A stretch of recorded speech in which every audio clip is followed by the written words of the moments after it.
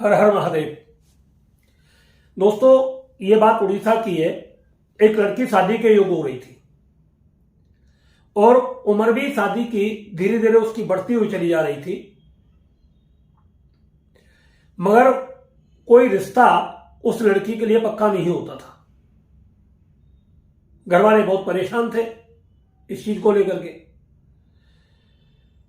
तो वो घर के लोग जो रिश्ता देखने के लिए जाते थे,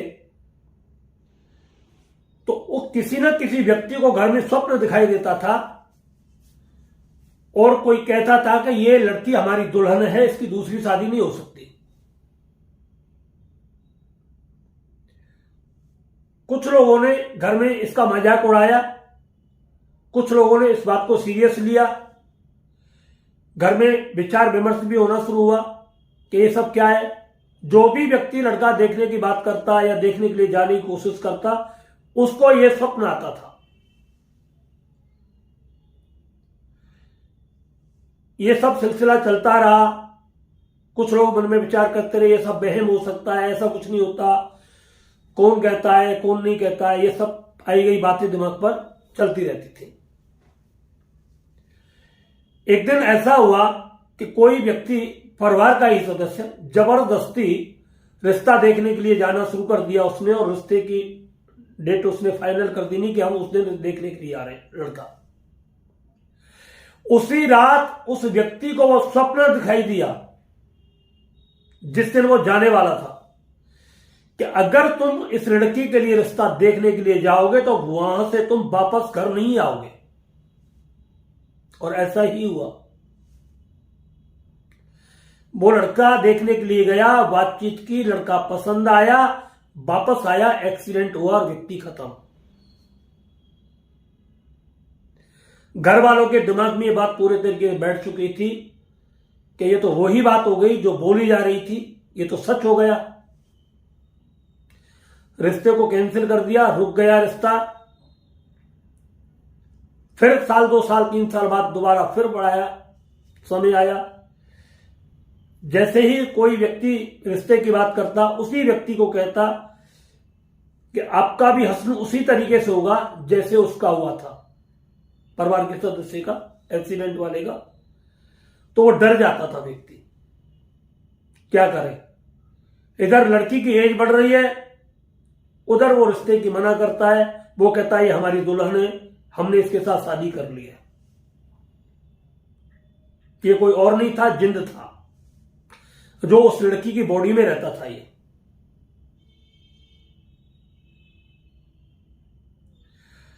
ये सब सारी की चलती रही। लड़की का ताऊ इस चीज को एक जबरदस्ती उस पर वो डालता है कि हम देखते हैं कौन है। वो थोड़ा बहुत भक्त ही जानता था, पूजा पाठ में अपना ज्यादा वो रखता था, विश्वास रखता था, हनुमान जी की सेवा करता था, हनुमान जी की। तो उसने बोला हम करते हैं। तो उसने लड़की को कुछ खिलाना पिलाना, गंडा गोली ताजवीज पूजा पाठ हवन दवन दुनिया भर के उसने कराए और बोले अब हम जाकर के देखते हैं, हम देखते हैं जिंद क्या करता है। रिश्ता देख करके घर आया, रिश्ता पक्का नहीं हुआ, कुछ भी नहीं हुआ।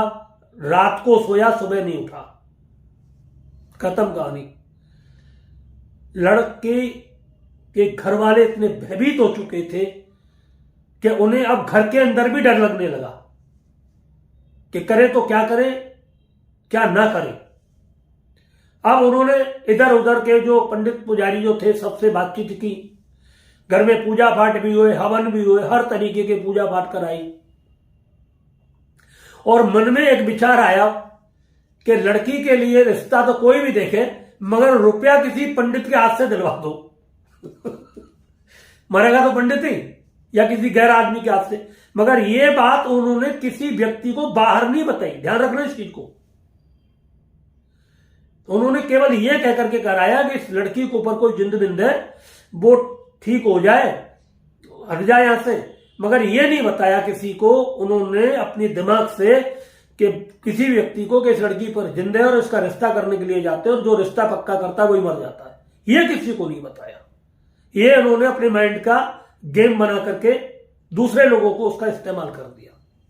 अब घर मोहल्ला पड़ोस में तो सब होते ही है लोग, और फिर इसको थोड़ा सम्मानजनक भी मानते हैं। तो वहां वो गए लेकर के। तो जब वो लेकर के जाने लगे दूसरे दिन या दूसरे तीसरे दिन चौथे दिन कभी भी, तो जिन व्यक्तियों ने प्लानिंग की ना, तो उस व्यक्ति से उसने बोला कि तुम क्या समझते हो, तुम्हारी एक एक घटकी एक एक दिल की हम बात समझ, तुम्हारी जो धड़कन धड़कती है ना दिल में, उसका हमें मालूम है किसके दिल में कौन सी कितनी धड़कन धड़क रही है। हम तुम्हारे घर में से मारेंगे रुपया, चाहे तुम किसी से दिला दो, और उसी को मारेंगे जो इसका रिश्ता पक्का करने के लिए जाएगा। ये ध्यान रखना। अब डर के मारे कोई जाए नहीं। जब साफ बोल दिया तो उसने कि हम बाहर वाले व्यक्ति को नहीं मारेंगे, तुम्हारे घर में से मारेंगे। अब लड़की से बात, जब ये बात लड़की से चलनी शुरू हुई तो लड़की से बोला उन्होंने, एक काम करो बेटा, तुम्हें जो लड़का पक्का पसंद आता हो अपनी मर्जी से, जहां भी तुम्हें हमारी बिरादरी में कोई लड़का पसंद आता हो, तुम शादी कर लो, कोई दिक्कत नहीं हमें, तुम शादी करो और फिर तुम हमारे घर में ऐसे ही रहोगे जैसे रह रहे हो। लड़की शादी करने की मना करती थी हमेशा, मैं शादी नहीं करूंगी। उसे नहीं पता था मेरे ऊपर कोई जिंद बिंद है, मगर लड़की का मन नहीं होता था शादी करने का, क्योंकि ऐसा विचार ही नहीं आता लड़की के अंदर से। जब जिंद शरीर में होता है फिर विचार कहां से आएगा। तो लड़की ने मना कर दिया कि हम शादी नहीं करेंगे। फिर भी घर वालों ने जब दबाव डालने की ज्यादा कोशिश करी, बोले कहां शादी करें। जब लड़की से यह बात दबाव डाला गया तो लड़की से उसने बोला कि तुम जिस लड़के को पक्का करोगे वो उसे मार देंगे। सुबह उठ करके लड़की ने पूरे परिवार को यह बात बताई कि क्यों किसी के बच्चे को मरवाना चाह रहे हो भाई, इसने साफ बोल दिया है हम मार देंगे उसे। ये बात अब उनके दिमाग में पक्का बैठ गई कि जब बोल दिया तो मार देगा ये। तो उस लड़की से अगर कोई घर परिवार में तेज आवाज में बोल जाता था तो वो व्यक्ति कम से कम 1 महीने के लिए खाट में पड़ जाता था। स्कूल में कॉलेज में पढ़ते वक्त कोई टीचर उसे डांट देता तो उस टीचर को परेशानी हो जाती थी। कोई लड़का उस लड़की से कुछ गलत शब्दों का इस्तेमाल कर देता, किसी चीज से विचारों से कुछ अलग तरीके से, वो लड़का बीमार पड़ जाता। घर के सदस्यों के सामने बड़ी ऐसी विडंबना पैदा हो गई, करे तो करे क्या ना करे, समझ में नहीं आ रही थी बात।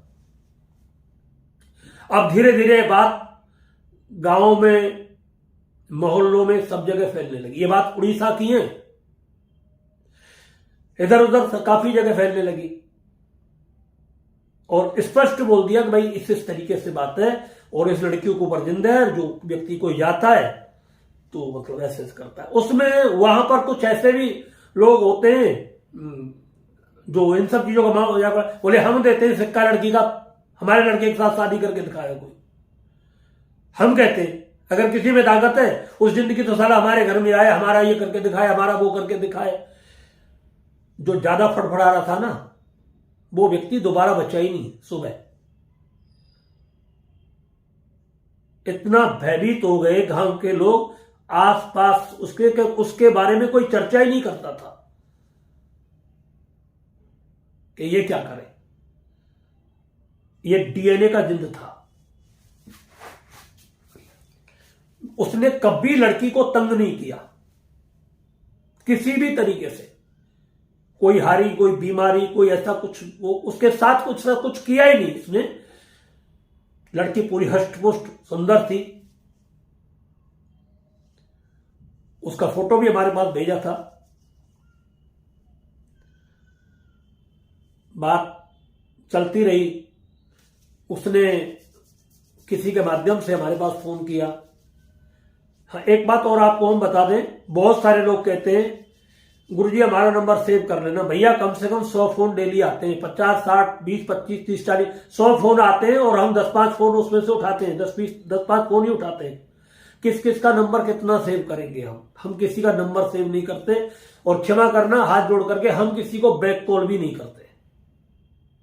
और आप सभी से हाथ जोड़ करके एक निवेदन है, बहुत जरूरी, बहुत ही ज्यादा इंपॉर्टेंट आपका कोई काम हो, बहुत ज्यादा, जब कहीं आपको लगता है कि इसका कोई समाधान नहीं हो रहा, आप तभी हमारे पास उसके लिए कॉल करें। अन्यथा आप सभी से हाथ जोड़ करके निवेदन है, आप हमें कॉल ना करें। फालतू की व्यर्थ की छोटी छोटी बातों को लेकर के कॉल ना करें।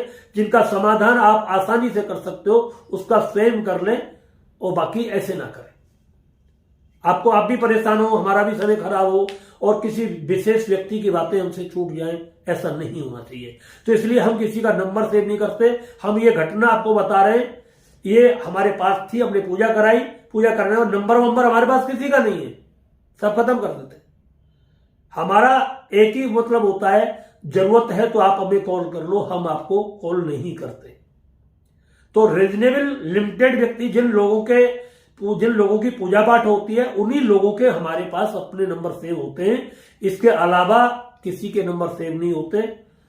इस चीज को आप थोड़ा सा ध्यान से समझ लें और इसका माइंड ना करें, बिल्कुल भी मेरी बात को गलत ना है। हाथ जोड़ करके आपसे निवेदन है। क्यों, बहुत सारे ऐसे लोग होते हैं, गुरुजी हमारी कुतिया खो गई, कब मिलेगी? अब कुतिया गुरुजी ढूंढने जाएंगे क्या वहां पर? ये बताओ तुम।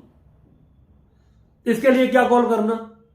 गुरुजी हमारे मतलब जो है 50,000 रुपए लेकर के चला गया, वो दे नहीं रहा, उसके लिए कोई उपाय बता दो। तो ऐसे छोटी छोटी चीजों के लिए आप कॉल ना करें।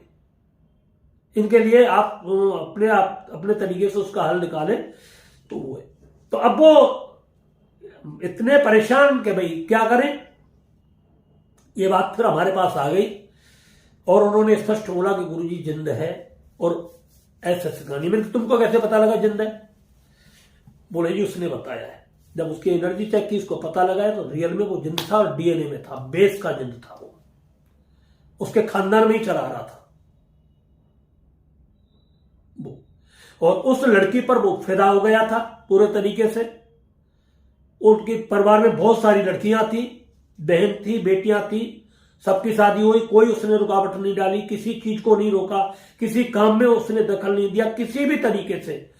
सबसे बड़ी खासियत यह थी कि उस परिवार के सामने कोई गर्दन उठा करके ऊंची आवाज में बात नहीं करता था, और जिसने उस परिवार के सामने ऊंची आवाज में बात की वो परिवार बर्बाद हो जाता था। सामने वाला मतलब उनका दुश्मन पूरी तरीके से तबाह हो जाता था।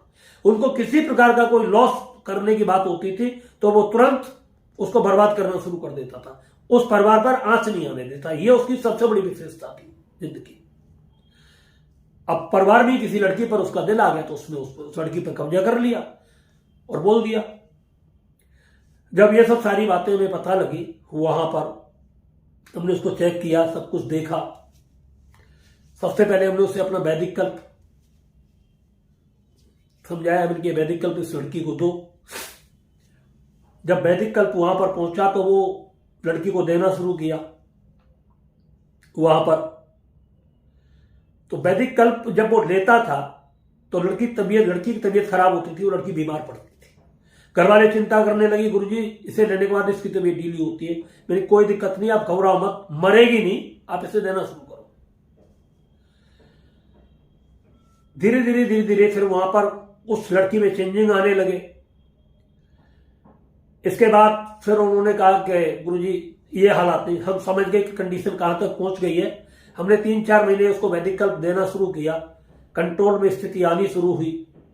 फिर उसके बाद हमने उसकी एक विशेष पूजा थी, वो पूजा करवाई 2-3 बार पूजा करने के बाद उसकी जो पावर थी, हमने पहले ही बोल चुका कि डीएनए में जो चीज चली जाती है उसको समाप्त नहीं किया जा सकता। इस भ्रम में आप कभी मत रहना। कोई भी तांत्रिक आपसे लाख बार कह दे कि हमारी गारंटी है, जड़ से खत्म कर देंगे, ये कर देंगे, वो कर देंगे, ऐसे मजमा वालों पर कभी भरोसा मत करना। जिंदगी में ये कुछ नहीं कर सकते,